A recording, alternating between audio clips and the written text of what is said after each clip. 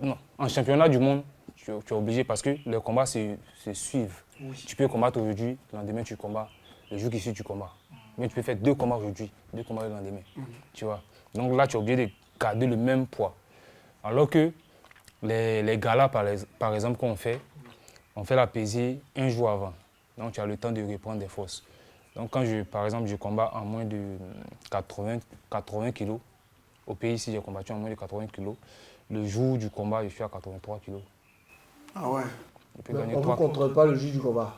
Non, on combat le jour, la veille, on fait la pesée c'est bien. Et puis après, c'est pour ça que les gars, ils font les cuttings, ils sont à 100 kilos, ils viennent combattre à 80 kilos. C'est ça.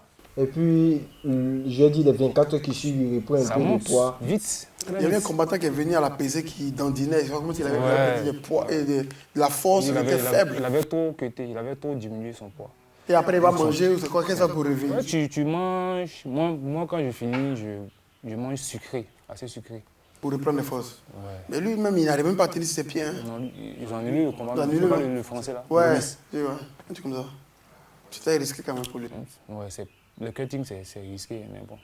Parfois, il faut ça aussi. Parfois, il y a des opportunités qui se présentent où tu ne peux pas laisser.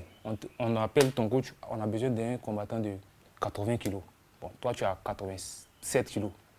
Tu es obligé de casser le poids, descendre à 80 kilos pour faire le combat. Wow. Tu vois. Mais quand la pesée, c'est la veille, le lendemain, là, tu peux remonter. Tu peux prendre 2 kilos, 3 kilos. Ce n'est pas vraiment ton poids. Tu vois.